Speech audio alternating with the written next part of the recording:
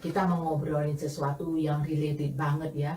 Apalagi buat yang lagi pegang graduate visa atau lagi cari kerja atau lagi bingung sebenarnya langkah gue kemana sih.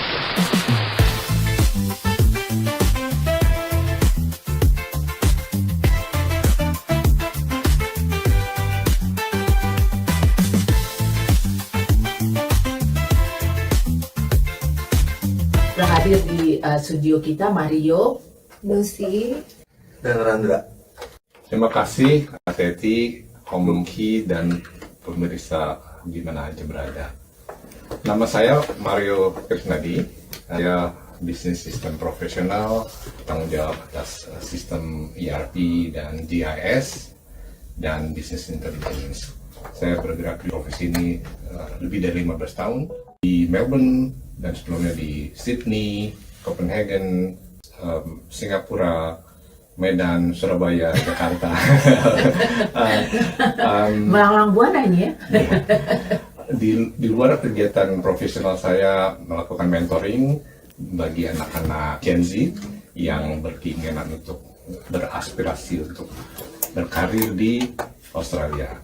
Ini saya tadi ditemani oleh 3 orang, Lucy, seorang mentor berpengalaman, kemudian Randra, seorang mahasiswa yang pemegang graduate visa, dan satu lagi Mira, seorang anak muda yang baru mulai berkarir di Australia. Dia bersama kita semua dari jarak jauh.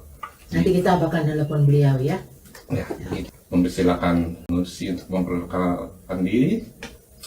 halo semuanya, nama saya Lucy.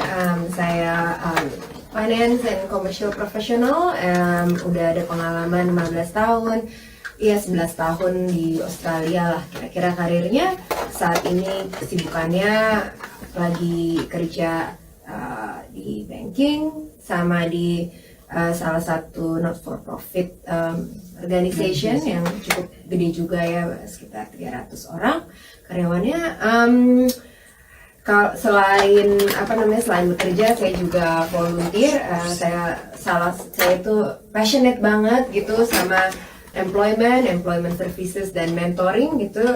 Saya passionate banget bantuin teman-teman sesama orang Indonesia untuk bisa dapat pekerjaan, terutama di bidang white collar, dan terutama kalau bisa mentoring juga. Jadi gak cuman sekedar dapat kerja, tapi bagaimana dapat karir gitu. Kalau perkenalkan, nama saya Randra, pindah ke Melbourne dari Jakarta Februari 2022 dan baru lulus dari the University of Melbourne dalam bidang computer science, dan sejak tahun ini lagi cari kerja, lagi mulai karir on a graduate visa. On graduate visa.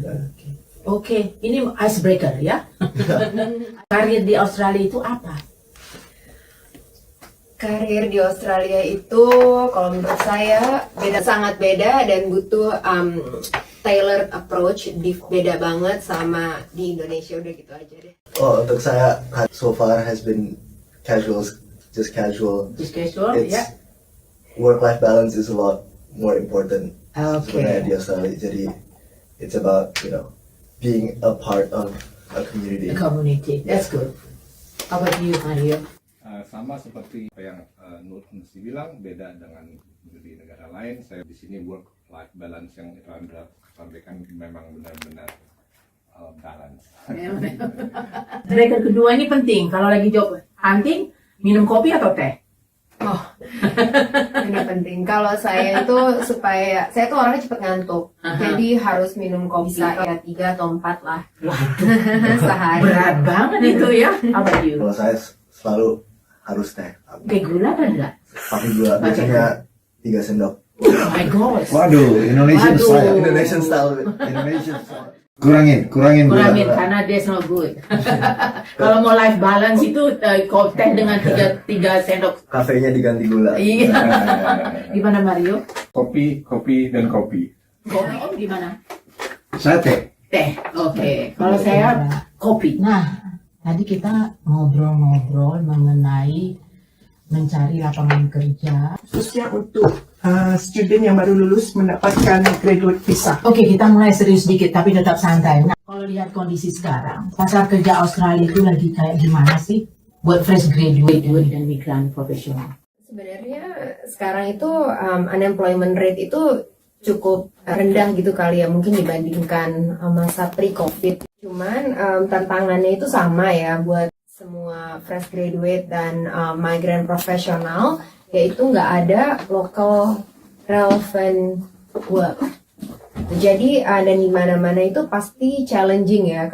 Tapi kalau menurut saya sih kondisi sekarang ini lebih bagus ya dibandingin waktu saya pertama kali dulu nyari kerja di Australia sini, di mana unemployment rate-nya itu lebih tinggi gitu nih. Kalau saya lihat itu mungkin zaman saya dulu itu sekitar dari satu job gitu bisa 300 orang yang apply, mungkin diambil satu. Sekarang gitu itu ya? mungkin rasionya, saya cari tim gitu ya buat di tim saya di kantor, rasionya paling yang apply sekitar ya 30-40 diambil satu.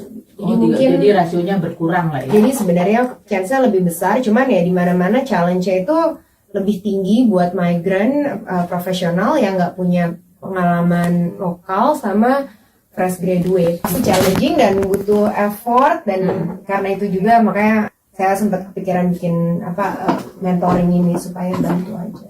Oh gitu. Nah, kalau buat fresh graduate itu ya, apakah dia kalau mau bekerja itu ya, apakah dia perlu visa atau gimana? Nah, begini, kebetulan saya fokus di graduate visa. Bagi yang eligible untuk graduate visa itu, pertama dia harus lulus di sini. Itu merupakan kesempatan yang bagus sekali diberikan oleh pemerintah Australia. Dulu waktu saya sekolah di sini nggak dapat. Oh, sekarang ada kesempatan ya. Oh, jadi kalau dia udah graduate terus dikasih visa 2 tahun, nggak perlu apply apa harus apply? Personal, basically automatically. Ya mungkin Is that right? Pretty close to automatic. Langsung habis lulus undergraduate, apply graduate visa, terus di granted paling within a few seconds really. Really? Bayar nggak itu? Bayar harganya sekitar 2.000 Australian dollars. 2.000 Australian dollar untuk apply graduate visa. Jadi apakah ada khusus, kalau dulu kan untuk bekerja di sini itu ada subjek-subjek khusus seperti bisa komputer atau apa, kan ada majornya dapat credit point. Nah, ini apakah semua yang graduate? Sepertinya semua graduate, fresh graduate, undergraduate, or even. Tujuannya pertama diberi kesempatan. Saya bilang ke anak-anak muda, pertama Anda maunya apa? Apa mau tinggal di sini untuk mencoba menggunakan golden opportunity ini selama 2 tahun. Tentu nggak semuanya ambil karena mungkin ada opportunity di sana, ada opsi di sana di negaranya lah. Ya. Skopnya itu mentoring itu apa sih skopnya? Skopnya ini kita mengikuti mentee proactive model. Jadi mentee-nya diminta aktif. Kita hanya available kalau diminta bantuan. Kita mempersiapkan guide dan semuanya. Itu basically yang kita punya, tapi ada opsi nantinya yang lebih structured, yaitu mentor active model, something like that. Tapi nanti Nusi bisa menjelaskan di situ di belakang. Tips-tips apa buat first time color job seeker di Australia? Saya tuh jujur aja pertama kali dapat white collar job di sini ini dari hasil networking. Saya tuh lulus kuliah di sini, saya graduated dari Melbourne Business School. Terus employer saya itu pertama kali alumni. Kedua, selain networking, yang penting juga itu adalah use all the avenue that you can use. Treat your job search like a full-time job. Jadi just behave how you actually work in an office. Let's say you work 9 to 5, then assume that you are working, you are looking for a job between 9 to 5, take a an hour break for lunch, and then continue looking for a job until 5 p.m. And yang ketiga itu mungkin juga jangan malu-malu gitu, coba avenue lain selain paid job ya. Kebetulan dulu saya pernah ada mentee, saya saranin, kamu kan backgroundnya finance, coba cari aja volunteer opportunities di bidang finance. dia dapat local opportunity, volunteer, manajer, dan dia itu ikutan meeting gitu di Australia sini. Jadi dia jadi tahu gitu culture kerjanya di sini. It's not easy though. It's not easy to get a volunteer because finance is full of a confidentiality. They don't want to give it to you.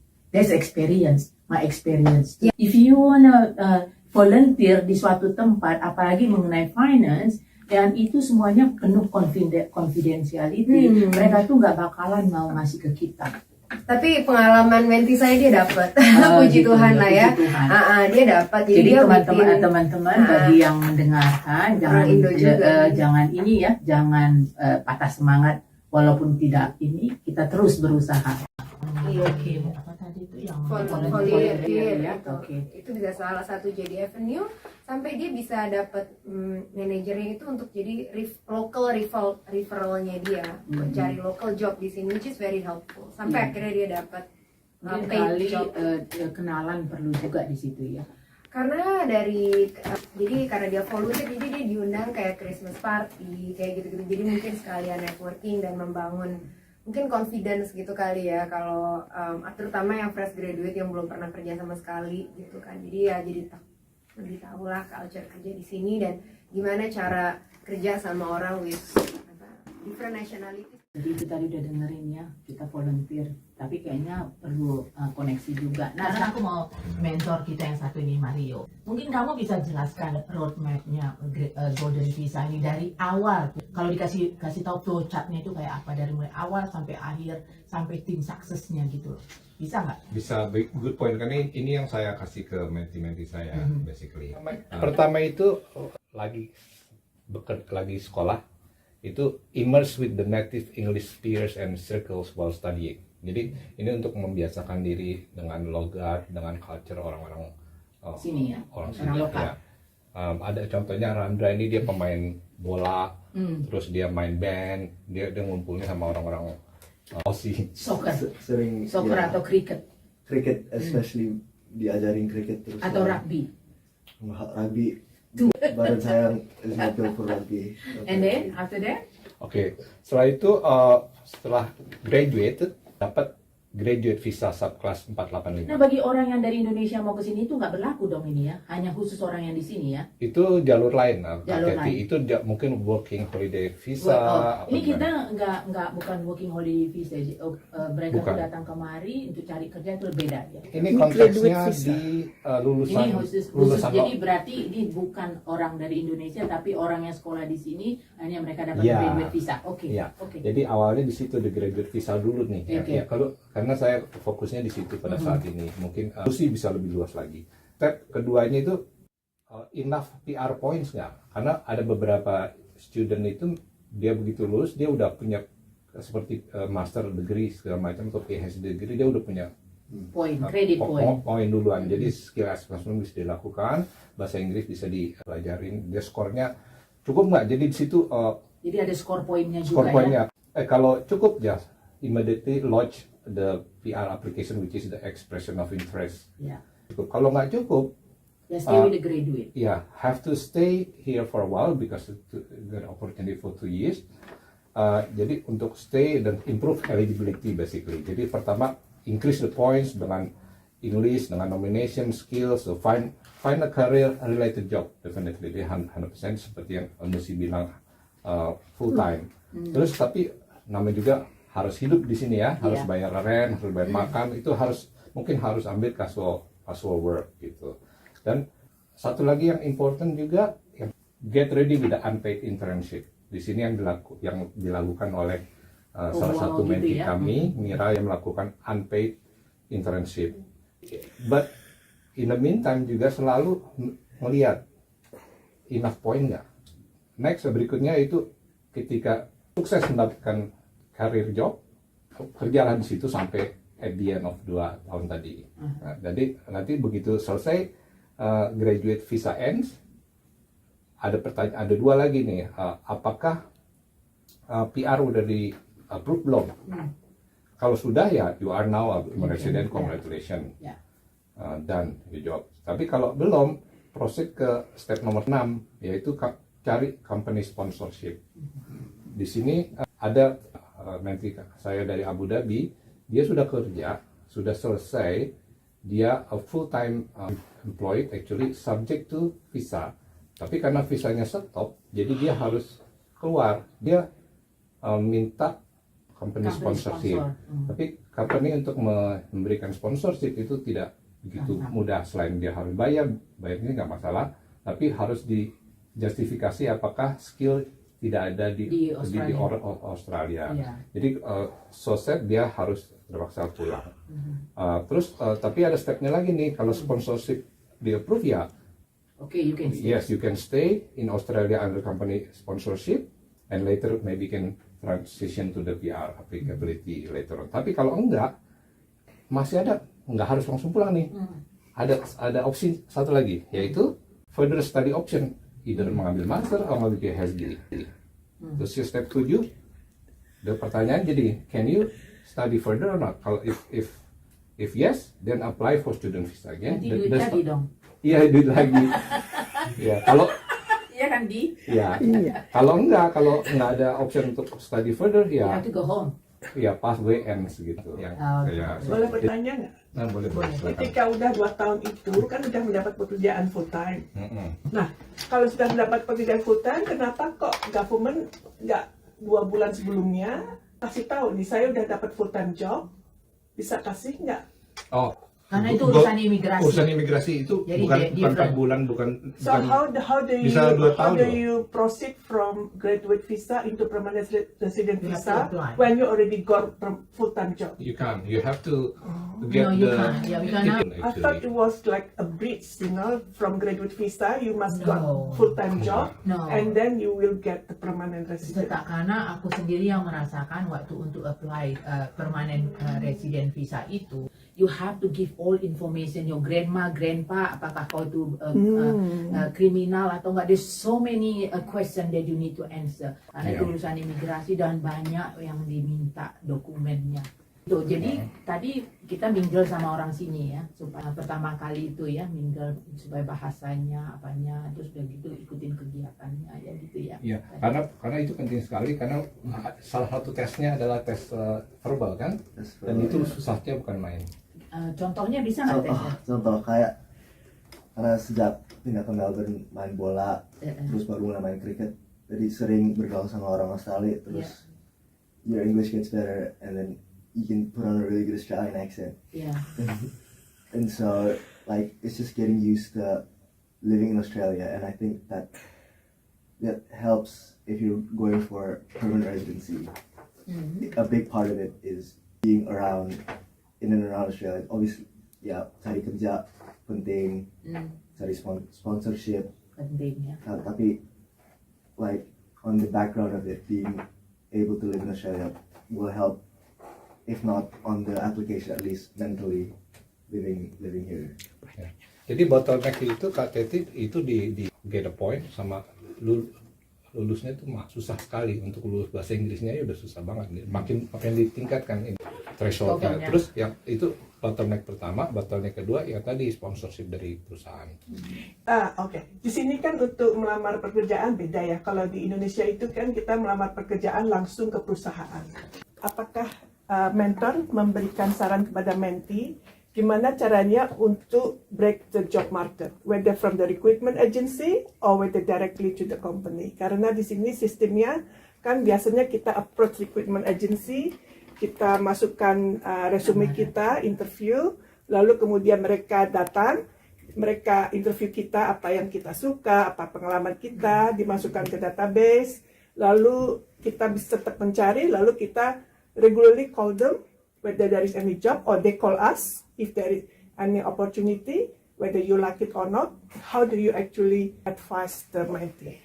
Ya sebenarnya kalau mentoring itu kan bisa macam-macam ya, tergantung dari mentinya itu minta mentornya itu bantuin apa. Kalau misalnya mentinya itu minta tolong bantuin cariin kerja, ya kita bisa kasih advice gitu. Misalnya dia maunya itu cari kerjanya pertama, misalnya dia maunya bidang apa gitu, bidang apa, kerjanya seperti apa. Dari situ mungkin kita bisa kasih advice ya. Mungkin misalnya kalau di Indonesia itu pengalamannya jadi manajer mungkin agak susah ya, kalau di sini mintanya langsung jadi direktur atau jadi CFO gitu, mungkin loncatnya agak jauh. Jadi mungkin kalau bisa kita manage expectation dulu gitu. Terus kalau misalnya untuk cari kerja, kita bisa kasih tahu ada beberapa channel-channelnya. Ada pertama bisa lewat recruiter seperti yang tadi di-mention, atau bisa juga dari pengalaman saya bisa apply langsung ke company-nya, atau bisa langsung dari networking, atau mungkin ada teman kita yang buka kerjaan. Jadi sebenarnya dari mentornya sendiri sih bisa kasih saran-saran, advice, bisa juga bantuin update CV. Karena again it's very different market dan Indonesian market, jadi template CV-nya juga harus dibedain, informasi apa aja harus ditaruh di CV, kita bisa bantuin.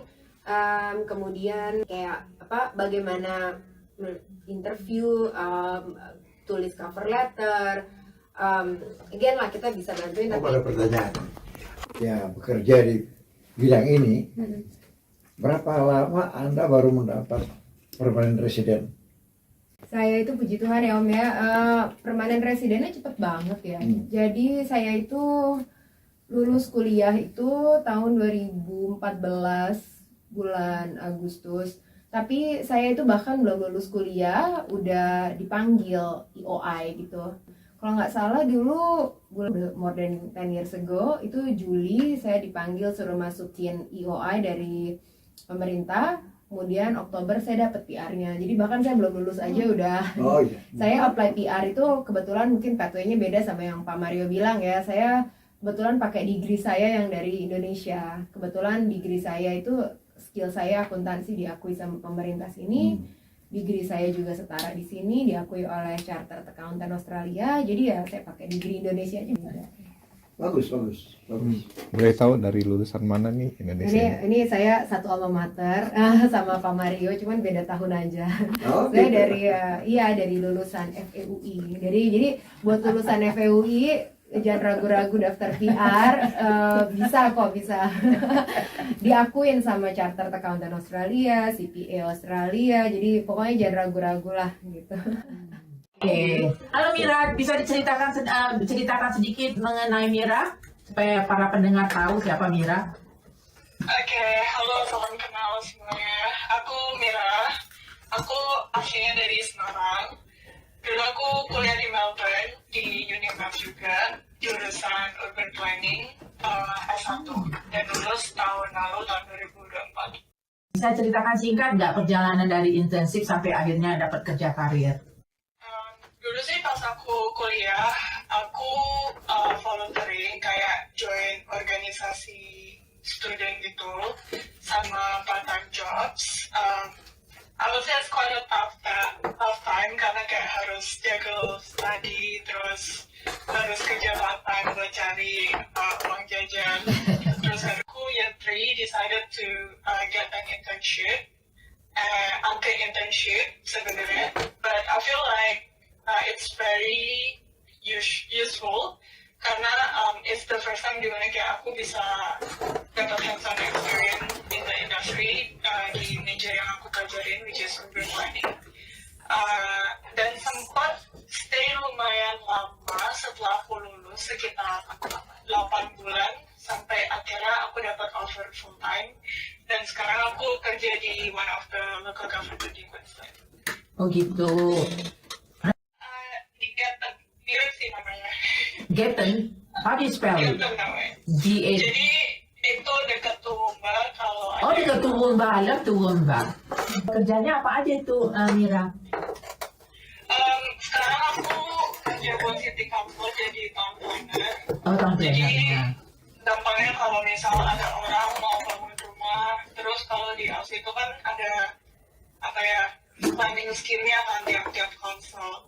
Misal ini rumahnya di daerah industri atau daerah apa, itu harus apply izin ke council, dan tim kita yang nge-assess apakah bisa bangun rumah atau enggak.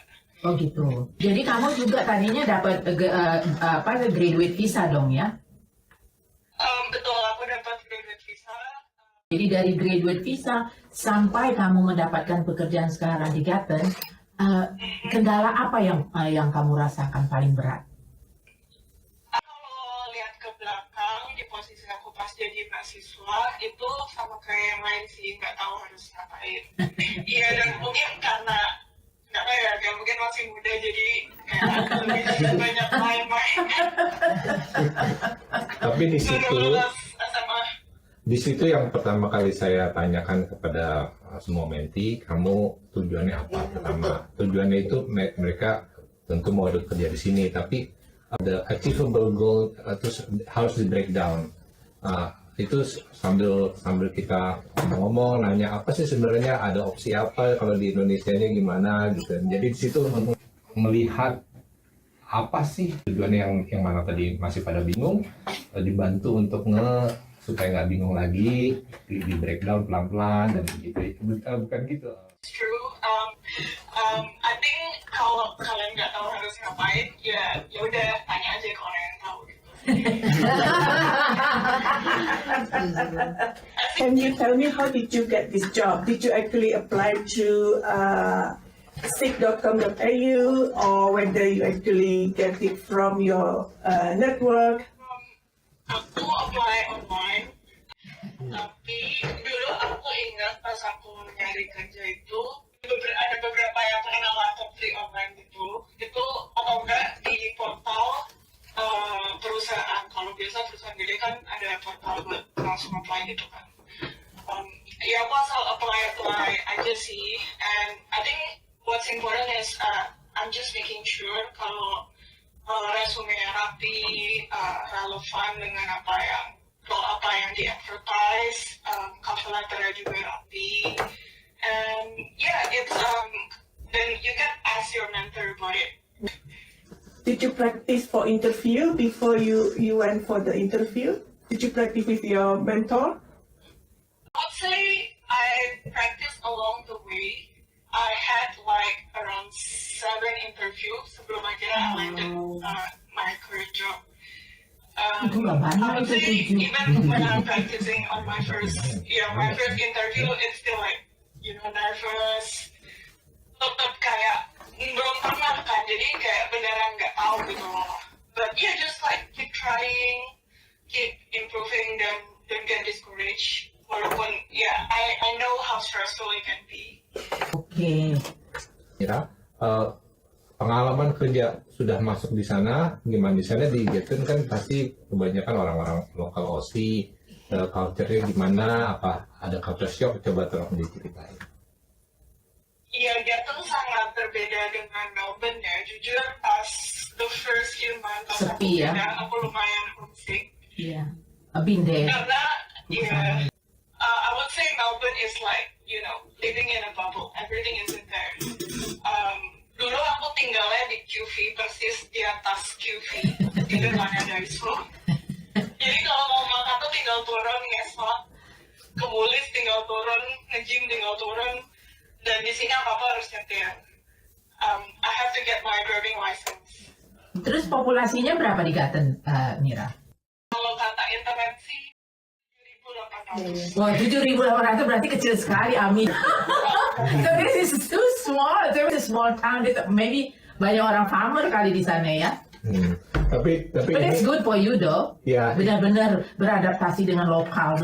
Ya, ini pelajaran buat semua para pendengar bahwa nggak harus di Melbourne, nggak harus di kota besar, tapi get ready untuk di tempat itu karena itu merupakan batu loncatan yang sangat bagus. Masih bersama kami Radio Suara Indonesia Melbourne 94.1 FM 3WBC. Bagi teman-teman yang baru bergabung, selamat bergabung. Kita lanjutkan lagi omong-omong kita ya. Ya. Mira, mungkin ada pertanyaan? Iya, aku mau nanya nih buat Mira. Aku penasaran aja, mungkin kalau boleh tahu Mira tuh sekarang visanya pakai apa? Dan aku penasaran aja apa visanya untuk yang temporary graduate atau yang temporary 5 tahun. Aku sekarang masih temporary graduate, which is pengalaman nikah. Cuman for the future plan itu ada beberapa pathway yang aku bisa apply. Pertama itu skill independent 189, which is nggak dapat sponsor dari manapun, dan ini yang kayak paling susah lah. Terus skill nominated, which is yang bisa disponsorin state government. kerja dimanapun, even in metro area. Tapi aku tuh nggak ahli gitu buat itu, my occupation. So I think the most feasible option for me for 9-1, which is kayak temannya Kak Lucy, Skilled Regional, yang dapat sponsor dari state government juga, tapi restriksinya tuh harus Jadi regional. regional area selama minimal 3 tahun sebelum akhirnya dapat permanen visa. Oh, that's good. Stay 3 tahun. Udah berapa lama kamu di situ, Mira? Aku belum setahun. Karena 2 years is okay. Siapa tahu nanti ketemu orang sana lagi. How do you spend your weekend there in the small town? Kalau nggak capek, sometimes I would drive to Brisbane. Nah, 4 hours, Kayak 3 aku ada hours. join networking buat sesama climbers juga. So yeah, I think it's quite helpful dapat teman baru, apalagi kalau kita kayak orang baru di kota yang baru.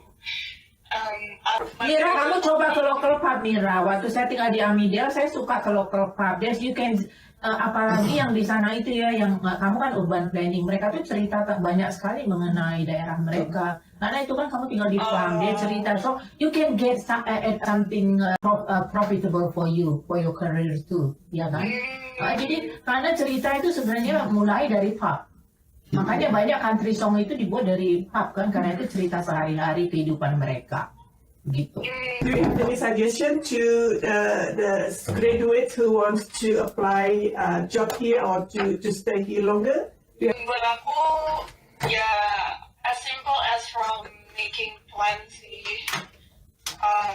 kayak knowing your position right now, and then setting a goals, and after that thinking about how can you reach your goals from where you are right now.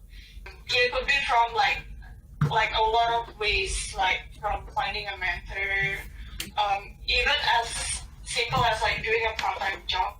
Karena okay, ini a bit of funny story ya, kayak aku pas dapat offer pekerjaanku yang sekarang, itu salah satu referralnya adalah manajerku pas aku part-time. Which is like dulu aku part-time di Woolies, nggak ngira it's not even really related, that's what I think. Tapi sebenarnya ternyata relate juga gitu, karena my manager bilang my role itu lumayan customer facing roles. Jadi kayak he said that my experience, looking at my old experience tuh yang bikin dia kayak tertarik gitu. Jadi sebenarnya lingkungan kita juga ya bisa merekomendasikan kita. Jadi bukan melalui agen aja ya. Just referrals. Referral ya. Oke, thank you Mira sudah udah share ke kita. Good luck. Bye bye. Aku mau tahu bagaimana mereka menghubungi kamu sebagai kan kamu mentor. Apakah ada omong ke omong atau bagaimana?